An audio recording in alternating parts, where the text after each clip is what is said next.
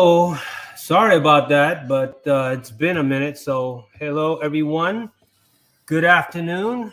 Happy Saturday. My name is Hiram Figueroa. It's been quite some time for most of the part of 2022, but I'm here to be able to share more of a content basis versus more or less the issue basis as far as it's concerned. So today we're going to be able to talk to quite a few individuals that I'm going to have on tap. And the reason why I'm talking about that is for a number of things. If you haven't heard about the Marsoc 3, I'm going to be able to address it. This segment is brought to you by LinkedIn and LinkedIn Perspective. This is the show that I've been able to create for the past going on almost a year. And it's pretty much to be educate and reach out to the masses for all these individuals that have been supporting and more or less communicating with me for the last several years. And the biggest thing that I want to be able to share with you is that this type of content is normally not on the news, but pretty much it's not censored and it's not sponsored. But most of I'm donating my time to educate people like yourselves to fully understand what is the gravity of the segment or the content. And today we're going to be able to talk about the Marsoc 3. And the Marsoc 3 are three combat veterans that from the special operations community who I've gathered to be able to join for quite some time. And the reason why I'm bringing this up, and, I'm going to introduce them as Danny, Josh, and Eric. I'm not going to give their last names, but if you look them up on the Marsoc 3, Danny, Josh, and Eric, you'll find out who they are. Three special operators that have served multiple deployments and in Afghanistan and part of Iraq. I've been in contact with them for the past year. And the biggest thing I can honestly say that there's a criminal court case that's happening here pretty soon. And I just come to find out that more or less that there's going to be a continuance because Eric was just found not guilty with prejudice. But the biggest thing I want to able to share with you is a number of things, is to help people understand the corruption when it comes to the military court, and how is it that three individuals are going to be more or less tried for a general court martial from the convenient authority of the command. And with multiple investigations and multiple cases, and the other thing is multiple statements and a video that's pretty much involved in that, and I won't be able to share that because that's not my lane. But I want to be able to share with you that just like Stuart Scheller's case, the Marsoc 3 is very near and dear to me for a number of reasons. I've gotten to know these gentlemen for quite some time.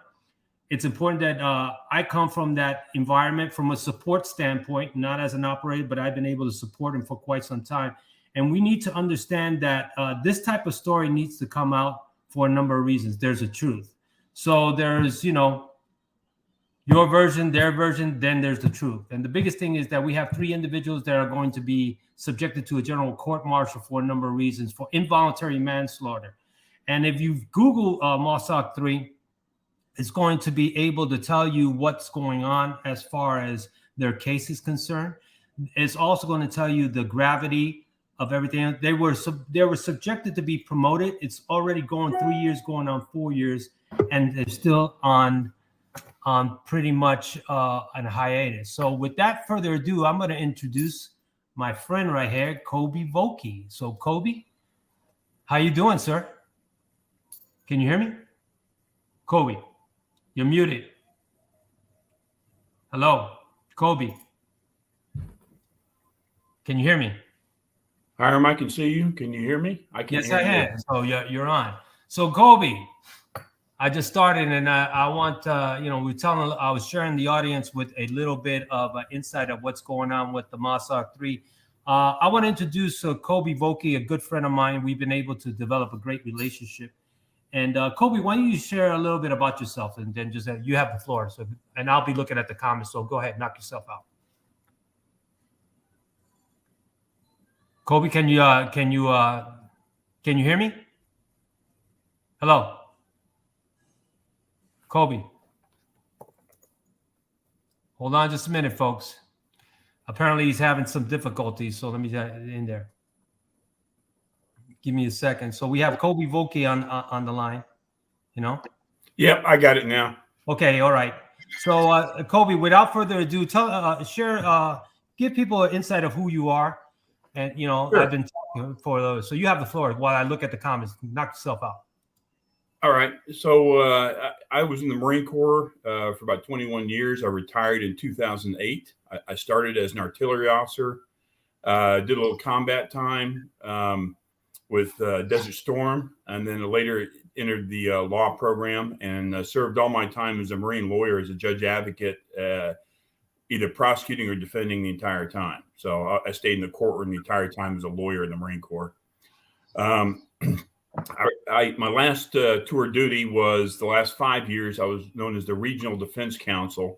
So I was in charge of all the Marine defense lawyers, the west half of the U.S. and in Iraq. And so we started getting a lot of war crimes cases during that time, the big Haditha and Hamdaniya cases. I retired in 2008, went into private practice, and that's what I've been doing since then. And most of my cases are military cases. And I've done a lot of war crimes, crimes in combat kind of cases, a lot of those. So I represent a lot of guys from the special operations community as well. Green Berets, SEALs, Marsoc. So that's a little bit about me. So, Kobe, let's shed some light and let's share a couple of things for the people that don't really understand about the Marsoc 3. And I can honestly tell you that you've been pretty much practicing law for quite some time. And a lot of people don't understand that they need criminal lawyers for special operations for a number of reasons. Can you enlighten people that don't understand why that is needed for that? Sure.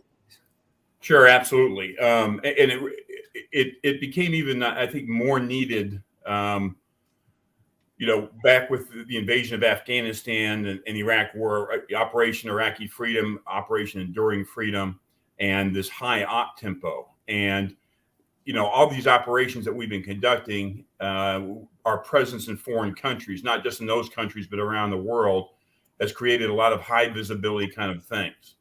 And when it comes to the special operations community, especially, they've had like a target on their back.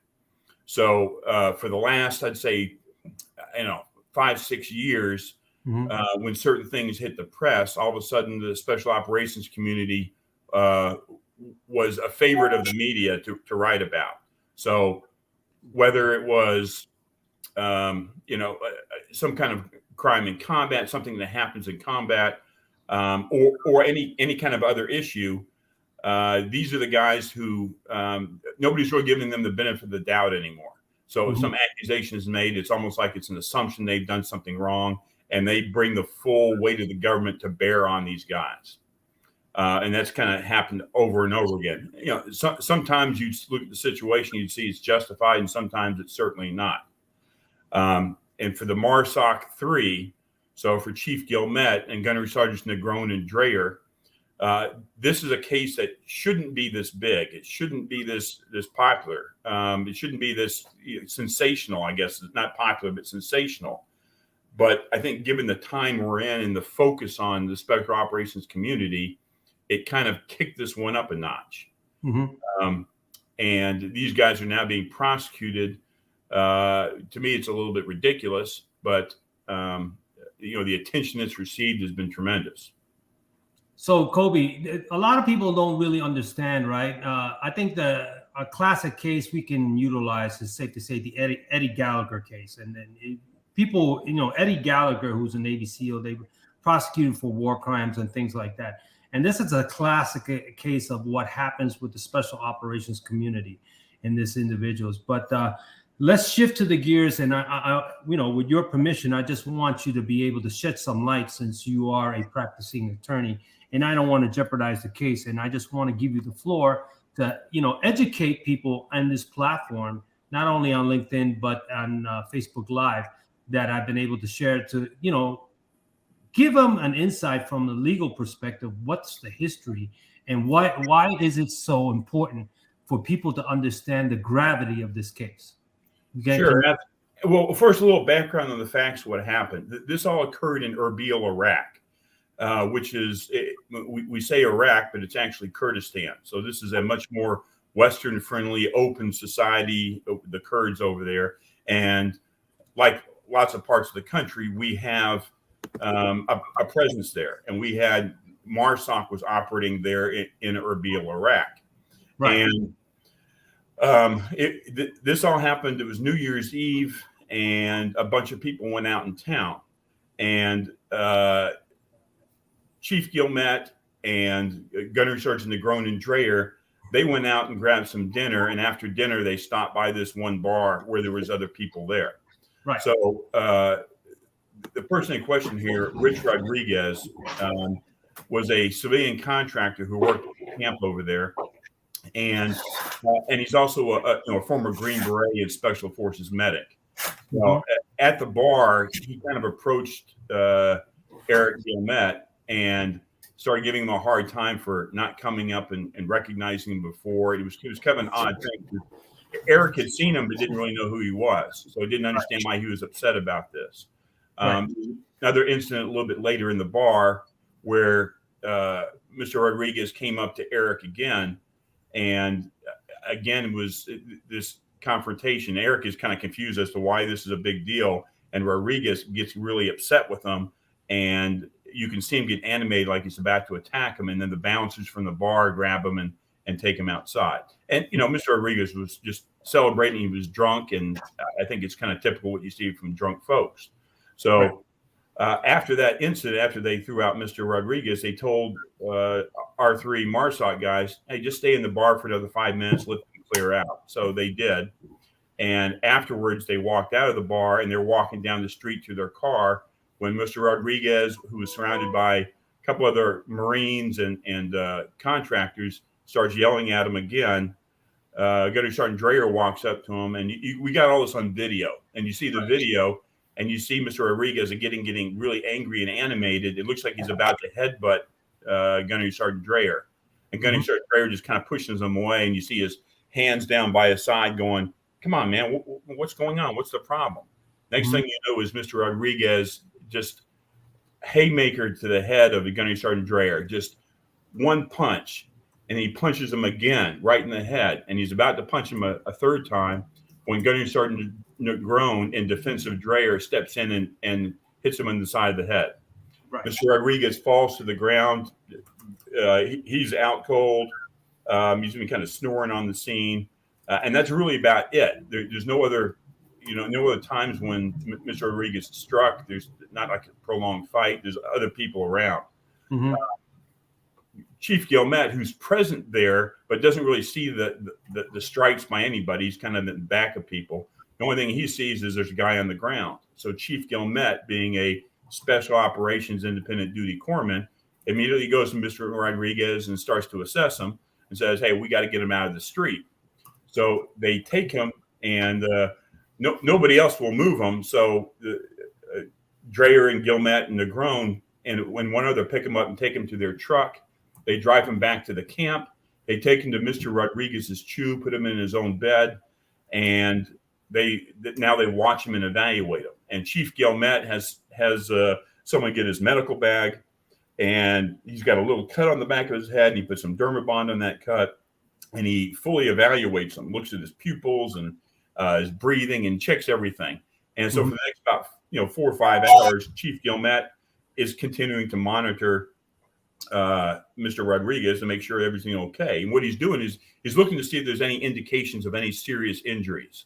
Things that would indicate like a serious head injury, like dark marks under the eyes, bruising behind the ears, problems with breathing, dilated pupils, all those kind of signs.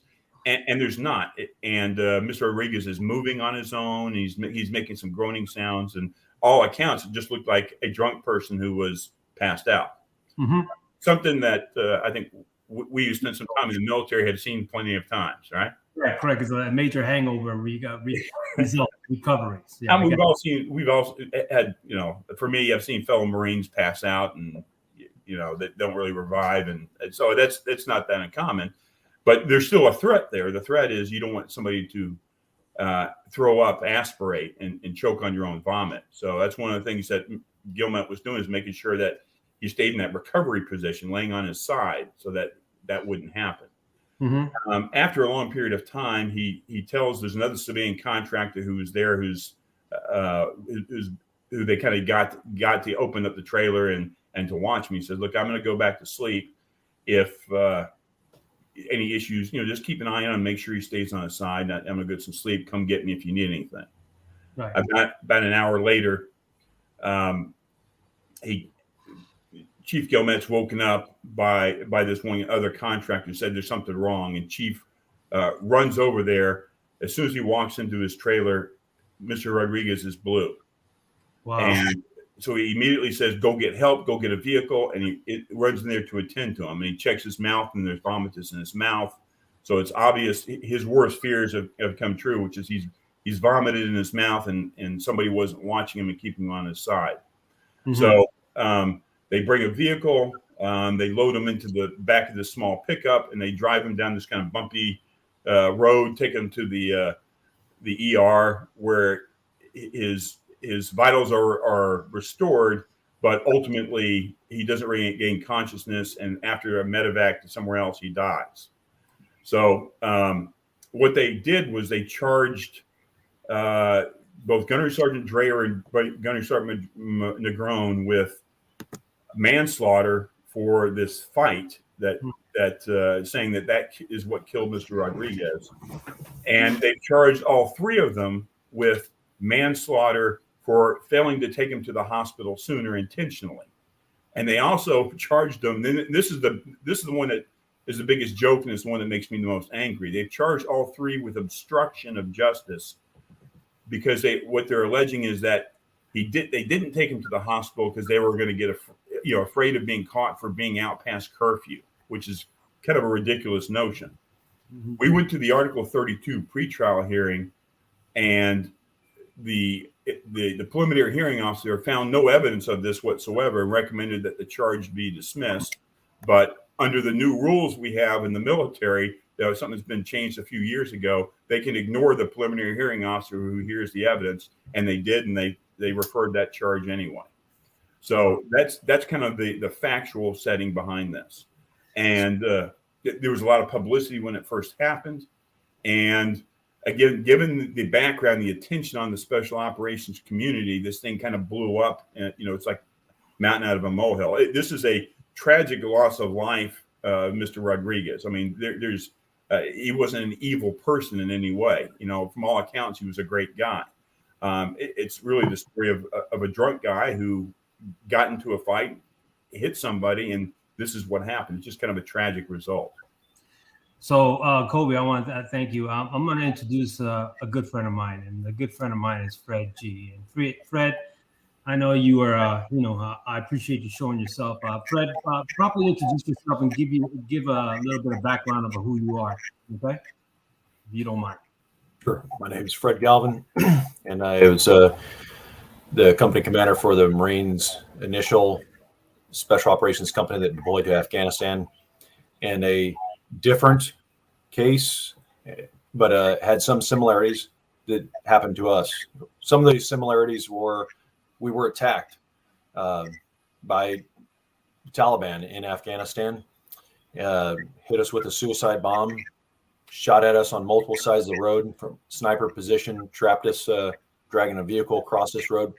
But how that relates to this case, we were in a position that we were unable to easily break contact. We went in there to do a tribal leader engagement to evaluate the situation, and were attacked unprovoked. And then that turned into a situation that just like with this Marsoc 3 case, it was the Marsoc 7 case, it spun out of control in a situation that was larger than what we could control ourselves. And this resulted in us being expelled from the country of Afghanistan and entering a trial in Camp Lejeune, North Carolina, where these 3 Marine Special Operations personnel are also stationed and going through their trials. So I have some understanding about the system that they're involved in, and the command is ours. We are part of the same command, and how it's treating these individuals as how it treated us. Our case was a few years ago and involved 7 personnel. That's why they call it Marsoc 7. And these is a current ongoing case. As Colby had just stated, this has been going on for just over 3 years. I know. It's real, and it's max punishment for these alleged crimes is the max they can do on the book for homicide is the death penalty. Like we see Major Hassan Nadal, who's awaiting that punishment for killing these Americans in Fort Hood. So this is a very severe situation that Americans really need to understand. I'm not trying to make light of what's going on over in Ukraine with Russia, but this is happening to our American service members right now. 2 Marine Raiders and 1 Special Operations Corpsman. And as Colby had accurately described, they were attacked, just like we were attacked, unprovoked. Marine Gunnery Sergeant who was trying to de-escalate the situation as he was trained. We always, in Special Operations, our first attempt is always to go soft until we're attacked, and then we have to go hard. And that's exactly what happened here. These Marines did what they were trained to do in boot camp, is that we used the minimum amount of force necessary. Gunnery Sergeant Negron defended his fellow Marine who was attacked with 2 punches. After he was attacked with 2 punches, Gunnery Negron used 1 single punch, the minimum amount of force. So let's talk about, if I could, just some brief things like what ifs. Yeah. And I hate to deal in some kind of theoretical things, but what if now Mr. Rodriguez isn't a mild-mannered Fred Rogers. I'm not trying to make light of the deceased here. He was a 275-pound. He was a huge individual. By all means, all of his friends and family knows he was a tank of a man. But what if Josh Negron didn't step in, and Mr. Rodriguez just continued to, who was surrounded with 7 of his other friends, he continued to beat Gunnery Sergeant Dreyer into the ground. Is that what the Marine Corps wanted? Let's, for all sake and purposes, I got it. Marines were off base. May or may not. I wasn't there. I was not there at this situation, so I can't say who was drinking, how much, or to me, pardon my technical terms, but that's chicken shit. The Marine Corps was born in a bar. The owner of that bar, Samuel Nichols, was recruiting Marines to fight the most powerful country in the world. Alcohol was involved in our roots since the very inception of the United States Marine Corps. I'm not saying it's a license to go out and get drunk and beat anybody up, but these Marines did not beat someone up. They defended themselves. Now, let's also look at the what if. What if the Marine Corps had used one of their leadership traits like decisiveness? What if they had already adjudicated this case and imprisoned all 3 for the charge of homicide? And these 3 men were, we see the consequences of these cases. You go out here in Honolulu, it's no longer a safe place anymore, which it once was.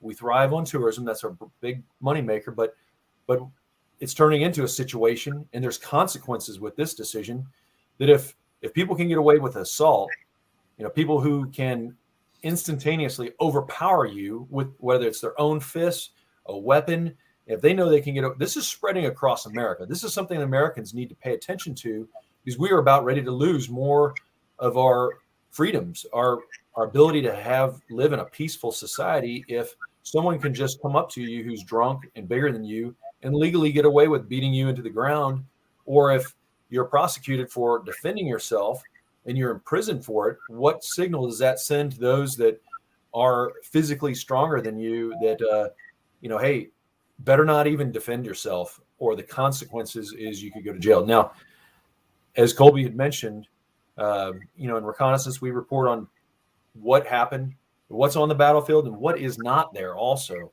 So what the Marines did not do is they did not use a weapon. They did not kick or do anything other brutal. It was the minimal amount of force, 1 single punch, and that ended the altercation. And Colby had mentioned that they immediately reported this incident. They brought the individual back to the base. His friends had abandoned him and left him there. So they did what a responsible individual or group would do, and they cared, they continued to provide medical treatment. And now the command, this has been going on for 3 years, and having endured a case and seeing the consequences of what a case like this, with the gravity of these types of charges, knowing that a consequence could likely be long imprisonment, and what that does to Marines' family, their immediate wife, children, the mothers that raised and cared for them, brought them into this world. Unfortunately, over this last dozen years, I've had to deal with a lot of these situations and the fallout of what happens to families. This is avoidable, and a few things that I ask is, one, ask, that the Marine Corps leaders not be imposters, that they do what they are teach. We have 14 leadership traits, and I'll just quickly say 3 of them. One is judgment, understanding, like, let's get to the bottom of what this actually is. Another is justice. Americans are afforded a speedy trial, and another is decisiveness. Like, let's just figure out how we can resolve this situation in short order and not have it drag on and affect their families forever and ever. So these Marines they've been pulled from their jobs. There's a lot of financial and psychological outcomes when that happens, and you're basically essentially fired. You're shamed, and you're in a special operations community, and that is the worst thing that can happen to someone who has worked so hard to achieve what they have. It's like a professional athlete. When you are all of a sudden benched for whatever reason it is, you lose your identity. I know there's a lot of your listeners out there who've played sports and have competed at high levels in wide regards of professions. Taking someone's identity away, an American man, especially a fighting individual in special operations who had fought since the beginning of this war, as all 3 of these men had, that has a lot of consequences. Taking their pay. So these men are fully trained special operators. They receive airborne pay, military freefall pay, demolition pay, and special duty assignments. That's significant allowance, especially now we've gone over 3 years. That's money, even if it's recovered, it's not recovered with interest. And that may not be recovered. They can just in any kind of battle or conflict, they can lose. That's the potential to have been a college education for their children. Right. That's gone. So loss of their jobs, lost their pay, lost their security clearance. So afterwards, say the best case, they just, like in our case was adjudicated, we go back to work, you get out. If you do any type of a national security position, you have to answer questions. Have you ever lost your security clearance? Have you ever had your security clearance suspended? So yes, you can provide your reasoning why, but you are less competitive just because of this process. And this has gone on for 3.5 years. So not asking people to influence the convening authority, because I don't have the ability to control or influence, but let's do what the Marine Corps taught and what the Marine Corps preaches, and use decisiveness. When we have a system, one of the 14 leadership traits is justice. Let's allow that to occur. And those listeners, they wonder what they can do. Always pleaded here in the last 3 years that if they want to know what they can do, they can do a few things. One of them is they can contact their congressman, www.congress.gov/contact. Type in your state. You have one representative in your district and 2 senators. Ask them to co-sponsor, not actually co-sponsor, ask them to contact Congressman Louis Gohmert's office out of Texas. His military legislative assistant is Derek Miller. They know about this case. He's been championing it, and we need more members of Congress to get on board this. 3 years ago when this happened, a friend of mine served in the same platoon. He made me aware of this case, and I advocated for these 3 Marines, connected them with lawyers such as Colby and the other 2 attorneys, and also worked on connecting them with the United American Patriots. Uh, I'm not a member of the United American Patriots or affiliated with them in any way other than they are assisting in the financing of these three men who are under fire, their legal fees. This isn't some issue like having a seventh can of beer in the barracks where there's some slap on the wrist or something goes in your SR service record book. This is a capital offense charge, a case that has gone on for 3 years. There's a lot of costs financially that go into this. And so I ask that your listeners web search United American Patriots and consider going forward with action to support these three men by contributing to their legal defense fund so that they can continue to fight and they don't have to plead out. I've unfortunately over the years known many people that they could not continue on and they had to plead out just because the government has near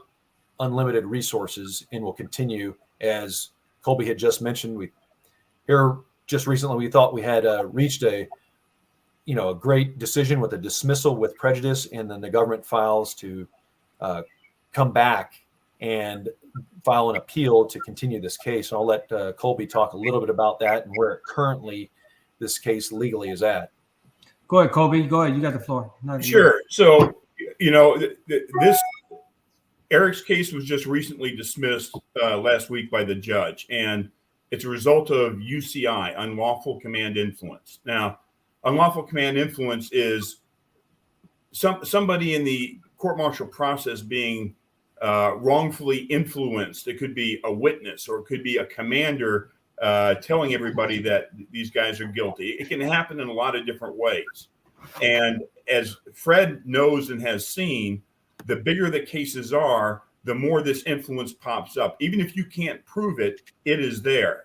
And I said the special operations community, I'd say for 4 or 5 years has been under gun. It's probably been longer than that, because if you want to look at it, when you look at Fred's case, when it popped up, you were talking about this extreme presumption of guilt from day one, right?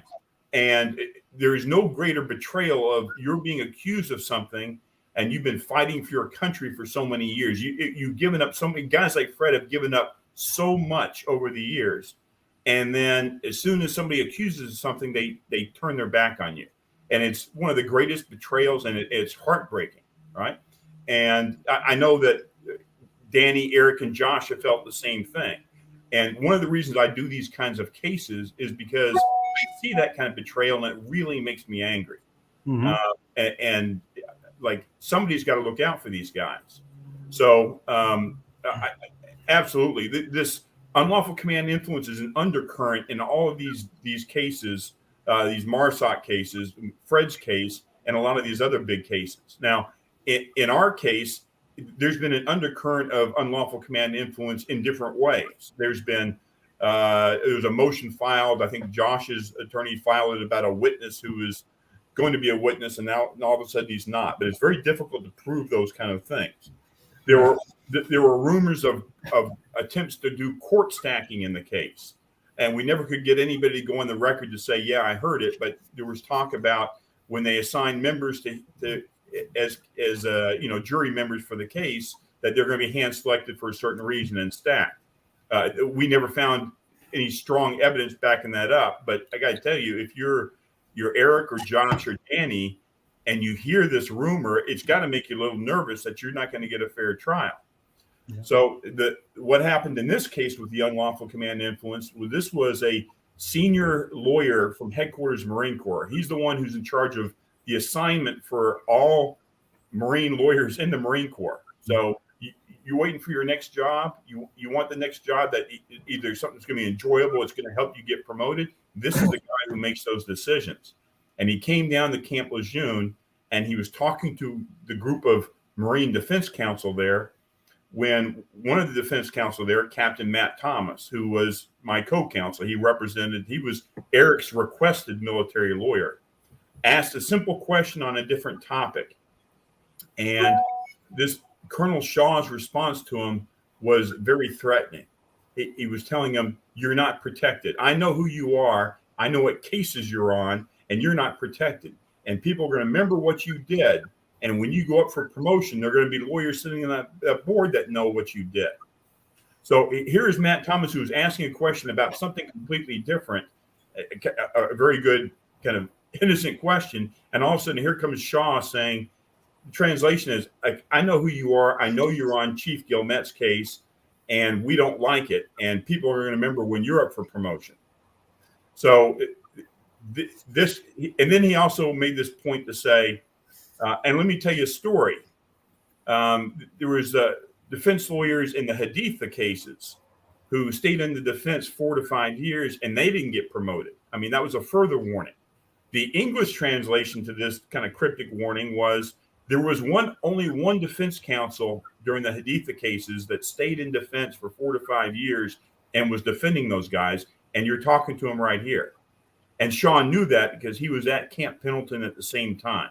So in other words, Shaw is telling Captain Thomas, hey, your civilian co-counsel used to be a lieutenant colonel who didn't get promoted because he spent too much time defending the Haditha guys. So this was interpreted not just by Captain Thomas, by all the defense counsel in that room as an absolute threat. So the problem with that is now there's this threat. And if you're a lawyer, what do? Can you just ignore the threat? Or is in the back of your mind, you know that if you keep fighting hard, like these guys were, we had him and Captain Keegan Riley, probably two of the best military defense counsel I have ever worked with in my life. And I mean, they are scrappers and they're fighting for Eric. But all of a sudden now they know if we keep this up, we may not get the assignments we need. Something bad may happen to us. We've been giving a warning because of our work on Eric's case. And then what that does is it creates this unwaverable conflict, because even if they said it doesn't matter, we're going to support Eric, in the back of their mind, is it the one witness that they need to cross-examine that they back off on, or does the prosecutor, kind of make some threat to them during the case and they kind of back off, even if it's kind of subconsciously. Mm-hmm. It creates this conflict, and you have a personal interest in the case because of a threat to your career. Correct. So both of the military counsel that were working with me called their state bars to say, I have this situation. Both their state bars told them, you have a conflict here, and it's an unwaverable conflict. Even if the client wants to, you cannot stay on this case. You must ask to withdraw.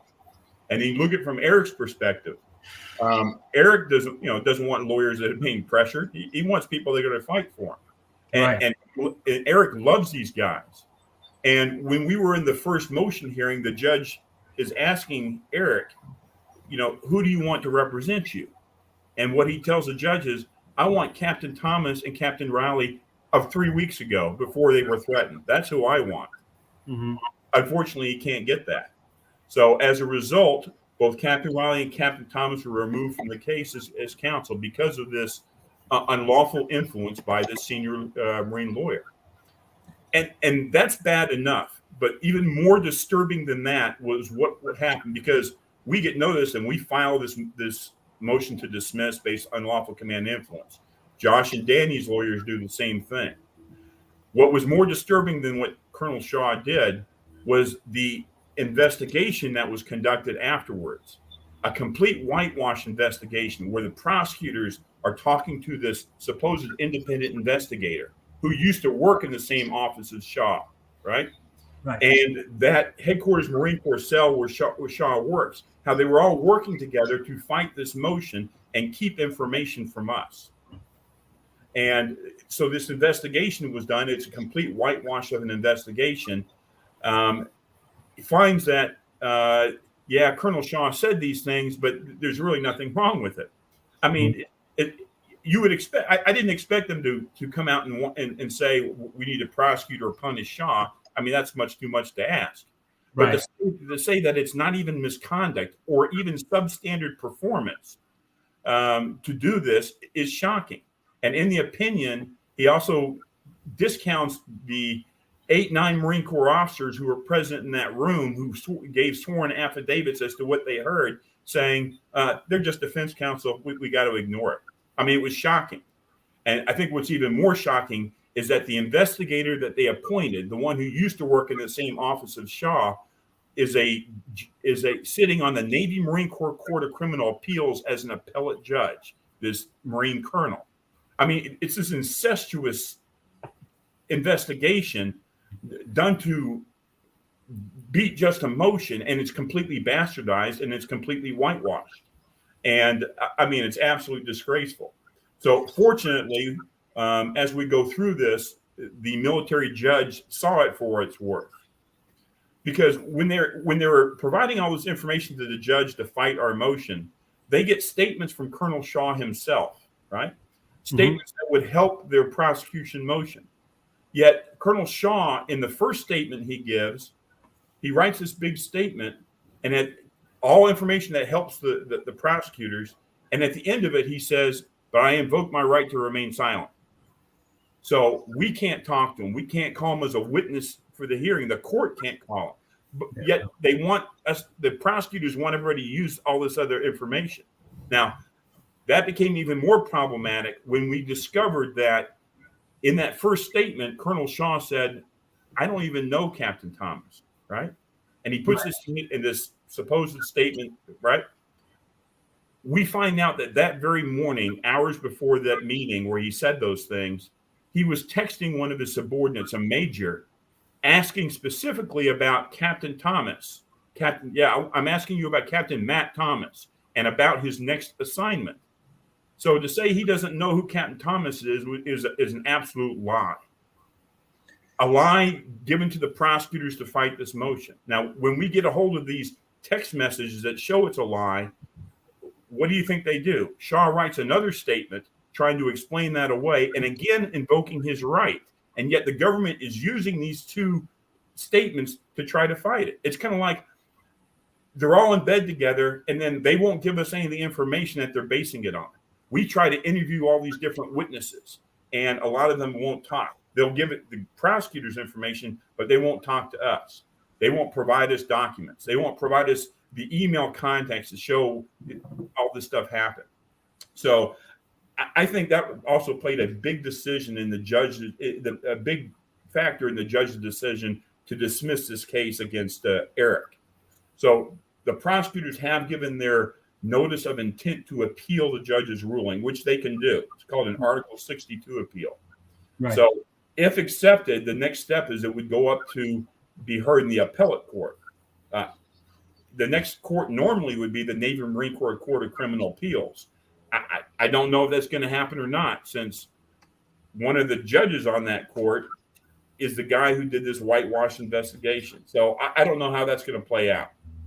So Kobe, and Fred, this is like a real life of the movie The Few Good Men that it was played back with Tom Cruise and Jack Nicholson. People don't, it's like a deja vu that a lot of people don't understand.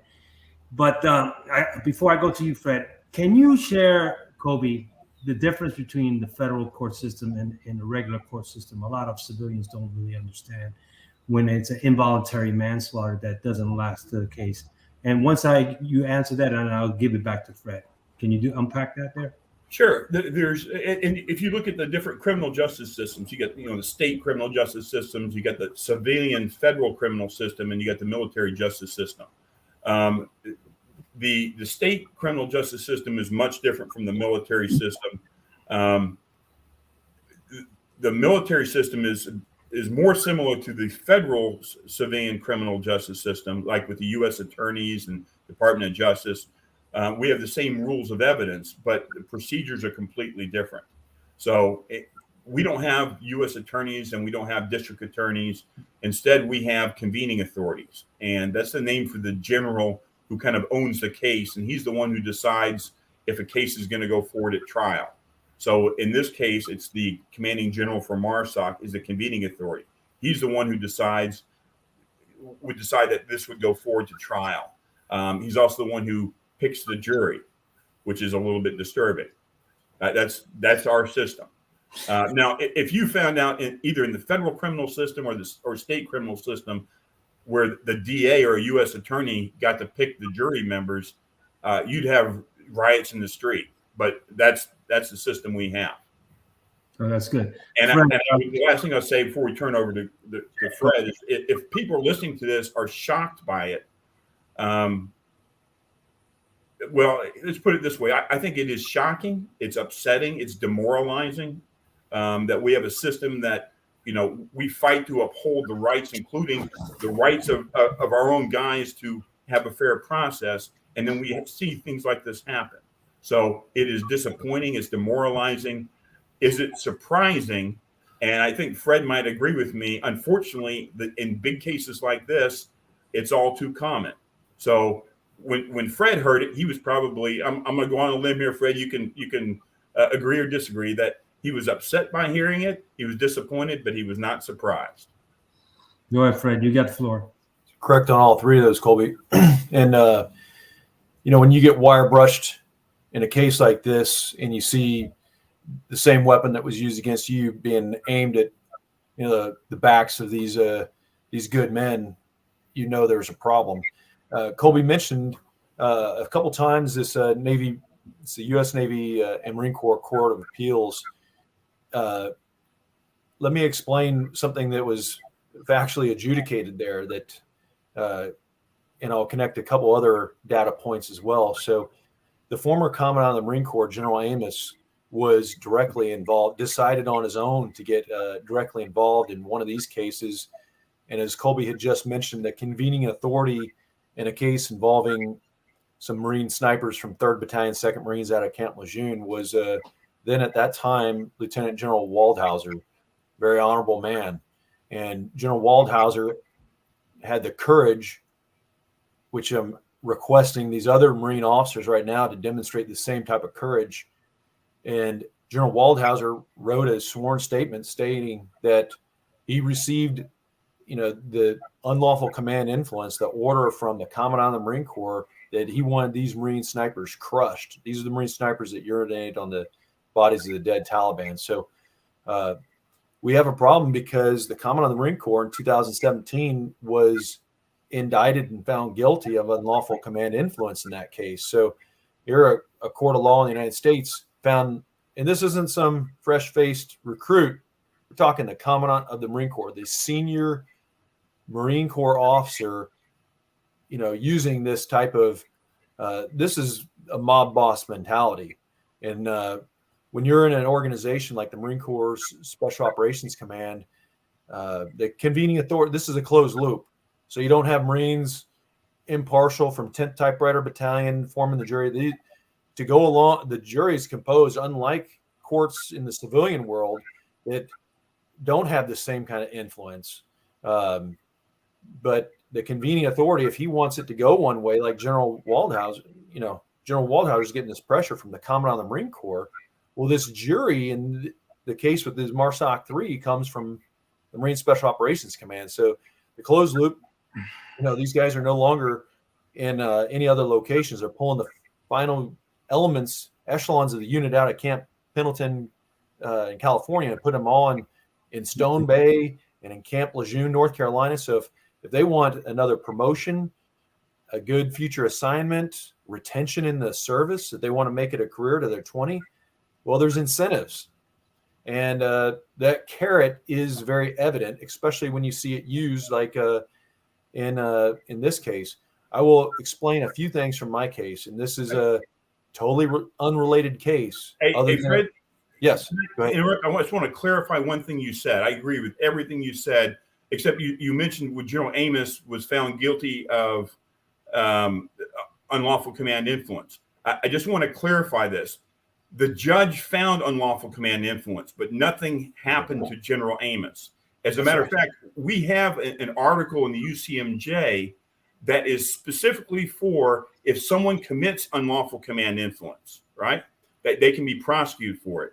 And I'll give you one guess as to how many times in the history of our justice system that someone from the government has been prosecuted for that, right? And the answer is 0. The big goose egg. They have this on the books. No one's ever been prosecuted for it. Why? I mean, it's like the chicken garden, the hen house, right? Who's going to go after him? And the commandant does something wrong. Who's going to prosecute him? It just doesn't happen. So I don't want anybody to think that the people that commit this unlawful command and influence are being brought to justice because they are not and they have never been.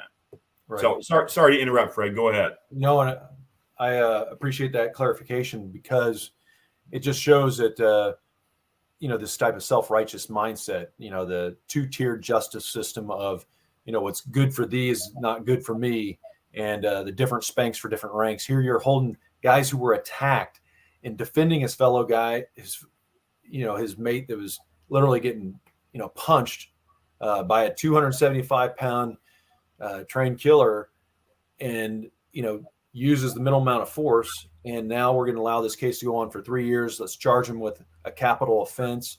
Our case, we were blown up by a suicide car bomber, attacked multiple echelons, one side of the road, the other side of the road, elevated position, sniper fire, car dragged across the road.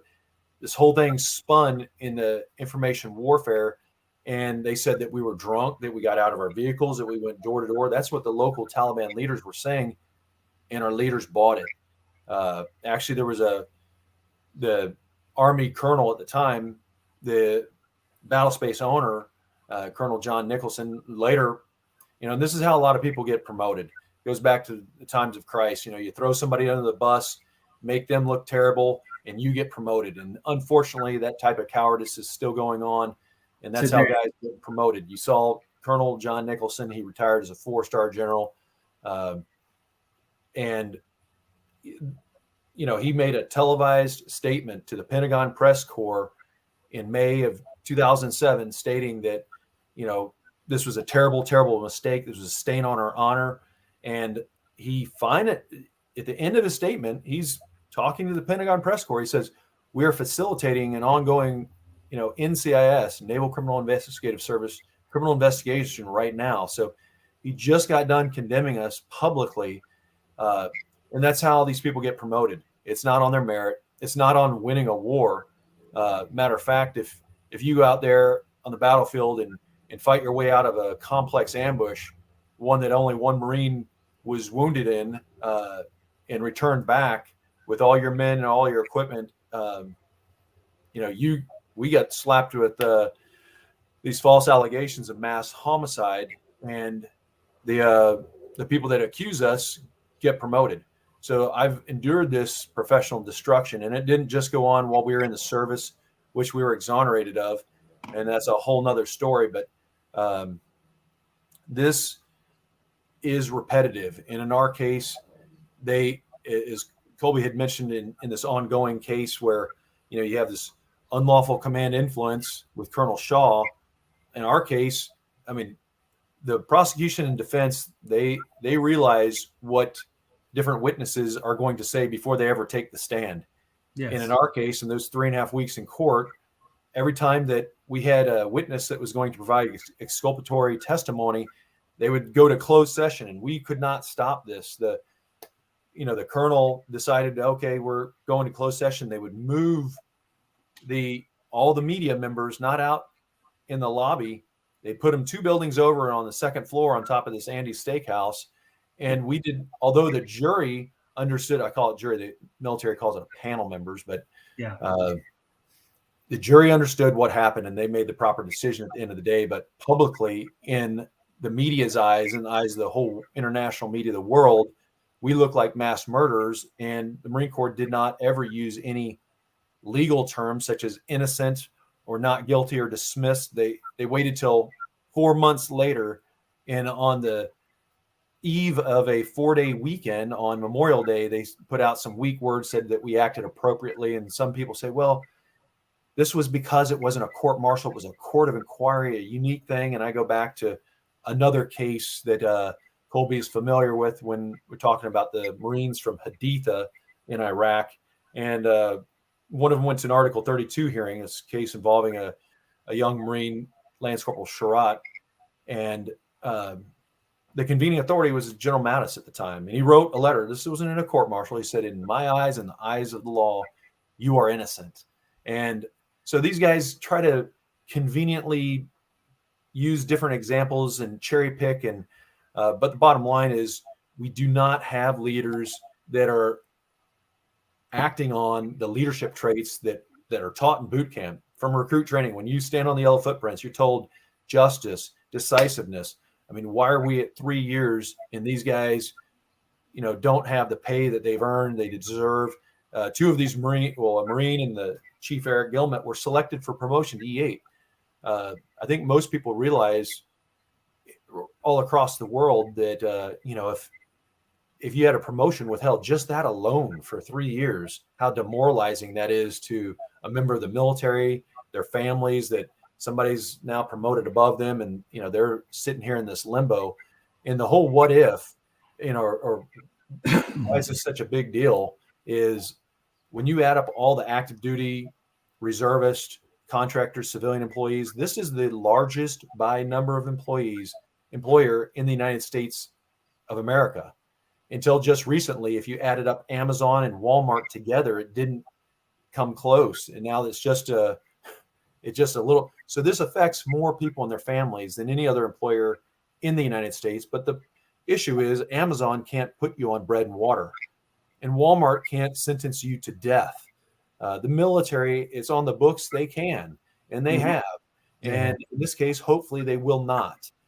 So that will only occur if what we've been talking about, as far as decisiveness and justice and judgment happen. And I'm not saying, hey, I want to influence the court one way or another. I'm just telling people to exercise your God-given and what has been fought and paid in blood in the United States of America, because we fought for our freedoms, that you have the right to vote, you have the right of freedom of speech, and you can go and talk to your member of Congress and say, hey, this case is, here's what I know to be the fact. And I encourage your listeners to research this much more and to take action. And I encourage the United States Marine Corps to make sure they adjudicate this case impartially and in a short order. So that's all I'll say. One thing, I'm going to shamefully make a pitch. Yeah. Our case is coming out in a book called A Few Bad Men. One of these men on here is somebody that we just described, a general officer. And this basically is you can order this on Amazon. This is the blueprint of all the nefarious and illegal tactics that were used in our case, where we didn't have presumption of innocence and the right of freedom of speech when the media is taken out of there. You don't have freedom of the press. These type of tactics are done in places like Tehran and Pyongyang, where you don't have a fair trial.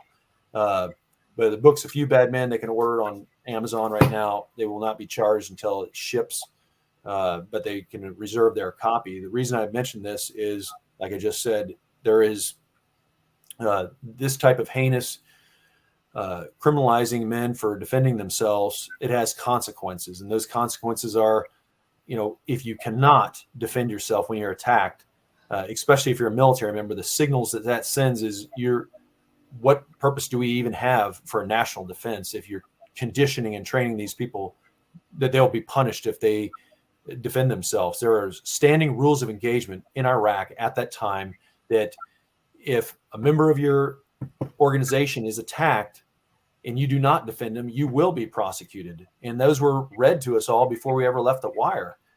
You have an obligation to respond in kind. And we're conditioning ourselves to, and that's the result of these weak leaders that, push this hearts and minds and passively, they literally came up with awards of restraint to not act when you're attacked. And there are some times when that can be necessary, but obviously you're conditioning people and incentivizing things to lead us to where we were after 20 years and we retreated from a war and there's nobody been held accountable for that. That's something that I've been, especially since retirement in the last 8 years, I've been pounding the table that this system of promotions in the Marine Corps, where you're viewed in a favorable light by the next two higher in your chain of command, and you'll get promoted. That system is broken. There's no input on, those who you lead. And we're talking the United States Marine Corps, and in this case, special operations, where you're leading men and women who your decisions affect whether they could live or die. And if they don't trust you, it really doesn't matter, as long as the two people above you trust you. And that system needs to be revamped. It's ineffective. If we can't win wars against people using, Kalashnikov rifles and homemade explosives and wearing flip-flops, we have no business talking about Russia or China at all. So I'll get off my pulpit now and let the rest of you guys talk. Thank you. So real quick for the people out there in social media platform on LinkedIn, this broadcast and segment of LinkedIn Perspective is brought to you by LinkedIn and Facebook Live, and it's more or less to reach out to the masses of social media. This is not a sponsored or censored platform. Is to be able to bring awareness not only to the military and prior military, but to the professionals out there, because as we all know, there's a lot of truth behind the story. The news has sensationalized quite a few things, but in this particular segment of Marsoc 3, which is near and dear to my heart, and is taking affirmative action to be able to social media with social media as a leverage to adjudicate them in a way to influence others to really pay attention to what's going on in the story. Kobe, let's close it out. We'll start with you, and then closing remarks, and then we'll go with Fred. Okay. Okay. Well, first, one thing, as everyone I think is heard, the status of Eric's case is the case has been dismissed with prejudice, and the government has intended they intend to appeal it. So the case is stayed right now. We are waiting to the appellate program to go. For Josh Negron and Danny Dreyer's case, I just came back from Camp Lejeune yesterday, and they had their hearing this week. They never got to argue the unlawful command influence because they had to get through this conflict of counsel issue like we did. And the result of that is Danny Dreyer lost his military counsel, so he just has Phil Stackhouse. And Josh Negron lost both of his attorneys because his civilian attorney was also a reservist in the Marine Corps. So because of that and the conflict to him and his Marine assigned Marine counsel, Josh Negron actually, as of right now, has no lawyer because of this issue. So they will be doing I think they have a hearing set for March 8th is the next thing. Mm-hmm. And they've got to somehow find some lawyers from some other services to represent them. And the whole thing is a complete mess. And what I would say, too, is I mean, Fred is so right on point with everything he says. And if you were wondering, what can I do about this? I got kind of two pieces of advice, and then I'll end it. One, if you are in the military and you are being investigated and somebody comes and reads you your rights, for God's sake, do not make a statement ever, right? And I provide this advice from private to general, and I have given it from private to general. If you've done something wrong, don't make a statement. And if you're innocent, for the love of God, don't make a statement. You talk to an attorney and you get your protection, because if not, they are going to throw you under the bus. So, and for all those who are listening and this whole situation with Eric Gilmet and these guys bothers you, I would also echo what Fred said. I want you to write your congressman, write your senator, have them contact the commandant of the Marine Corps and the Secretary of the Navy and say, what is going on with the military justice system? Why are we persecuting these three Marsoc guys? If enough letters go to enough congressmen, and I'm talking about Democrats, Republicans, we want every single representative member of Congress to get a letter from all of you people to say what is going on. And if that way, if you want to know what you can do. So Hiram, thank you for everything you do for making this known as public as possible. And we just got to spread the word that for these three guys, for Eric, for Josh, for Danny, all we've ever wanted is a fair shake, and we haven't been getting that from the start. So I want to thank you and thank Fred. If it's not for support from guys like you, these guys would be dangling in the wind by themselves with just, guys like me and Phil Stackhouse to watch for them. So thank you very much. Well, thank you, Kobe. Fred, go ahead, close it out. Thanks, Ram. I know your listeners have a lot of questions. Hopefully they've got a lot of answers. They can handle the truth to those questions. And again, this book, A Few Bad Men, this shows where all the bodies are buried. They can order it. It explains, it's written about our case, what happened to us. Your viewers Your listeners will not believe what happened in here. And the last half of the book, when it goes in the courtroom, is all now declassified, sworn testimony. So it's not even, what I thought or what I felt. It's the facts literally of the case from the courtroom, which were, the security classification guide does not allow us to classify things to prevent someone from embarrassment. And you'll read and wonder why, if this was just a gunfight that we were in on the side of a road and on the Afghan-Pakistan border, why this was ever classified. This was not, the position of submarines at sea or the orbit of satellites or the Jason Bourne's knock list. This was a gunfight. And the same thing, if people do not take action, and I'm not talking about mortgaging your house and contributing to all this. I'm just talking, take the time to contact your congressman, learn more about this case, read. This book does explain where all the bodies are buried. And these type of tactics, this overzealousness by prosecutors to try to make famous their name at the risk of sending innocent Marines to jail for fighting their way out of an ambush, or in this case, defending their fellow Marine from being beaten to death and bludgeoned. It's like my grandpa used to say, there's a point in having too large of an open mind to where your brains fall out. And this is we hope that there will be swift justice and sound judgment, and that case will occur, and that these men can get on with their lives serving our country. That's what they want. So appreciate it very much, Haram, for allowing your listeners to know more about this case. And we pray that everyone will get active in this case and allow this to be adjudicated soon. And if everybody can just go to the United American Patriot website, this delay has also caused huge increases in the cost of these cases. I mean, the things that we're trying to do to protect them, this action by the government, this UCI, has made it, I won't even go into it, how much more expensive it's now for Josh, Danny, and Eric because of things that now have to be done. So if you have some money to give, go to United American Patriots website, and you can donate to them to donate just for these cases. That's the other thing you can really do, United American Patriots.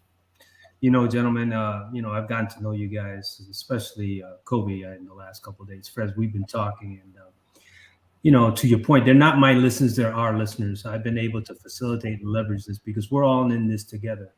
As I stated before, I'm taking this very personally because I've gotten to know them, especially Josh. And knowing the gravity and significance, and to your point, I had a situation, just like you say, not to talk to anybody because your freedom is so valuable. They don't understand the price. People are walking around getting lawyers and everything else. But at the end of the day, how much is your freedom and peace of mind worth in a situation like this? We talk about, a lot of people don't understand. If you listeners out there, if you really want to pay attention and find out, go to YouTube, look up for the Marsoc 7, look up for the Marsoc 3, Google those two things. They'll tell you a history of what's going on. These are the actual backstories that are happening within our special operations community and as far as the military. My whole premise to this, and collaborating with you, Kobe, and to Fred, is to make a stand on social media. We've been on for over an hour and no commercial breaks, which this is great. And the thing about it is, this is going to stand recording. This is LinkedIn Live and LinkedIn Perspective is to be able to use this platform for the freedom of speech, freedom of religion, freedom of expression, and the right to bear arms. It's people like you, Kobe, and Fred, and with the exception of myself, that have been able to establish protocol throughout the United States and to the military and throughout the military. A lot of individuals in the military really don't understand the severe gravity of being more or less isolated or treated with leprosy in a way that this case has been micromanaged to a T. But at the same time, because of this case has been magnified and micromanaged by individuals who are influenced this case, you have a group of guys that have been totally ostracized, not only from the community, but with the people they broke bread with, the people they said that they would stand by with. So my actions for me would be able to take a stand and more or less profess the innocence of these individuals, because I truly believe that by them being innocent versus proving guilty is important. And a lot of people have gotten away from that because of people like yourself, Fred, and Kobe. And I've learned a lot with both of you, and we're going to continue to build this relationship.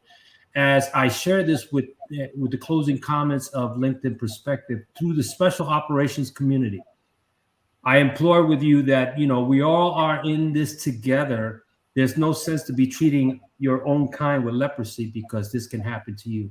With the Marine Corps, as I've been, and I've shared with you, Kobe, and I've shared with you, Fred, I've been subjected to the under the UCMJ, and I know how it feels. And that's why it's important for me to establish that. I have no shame in my game, but I take accountability what's going on. To the three men, Josh, Danny, and Eric, you know, I'm there with you and everything else. And for the community, let's get it together. So stand by, gentlemen. I'm going to end it. We'll talk. With that being said, if you like the segment of LinkedIn Perspective and Facebook Live, share it, like it, tag it, make a comments. If you want to reach out to Kobe Volke or Fred Galvin, feel free. We'll be able to post it. Simplify, always beside you. Have a great President's Day weekend. PS out. Okay.